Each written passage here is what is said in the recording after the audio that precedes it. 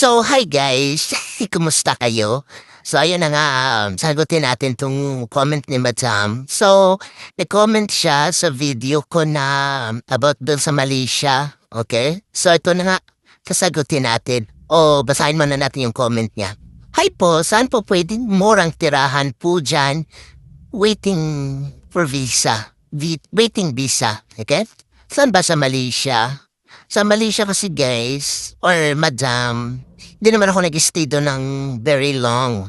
English. So, hindi ako nag-stay doon na napakatagal. So, nag-stay lang ako doon like 5 days. So, kung wala kang kamag-anak doon, siguro hotel or ano ka ng mga room for rent. Meron din naman mga room for rent doon pero hindi ko nga lang alam kung saan banda yung tawag dyan.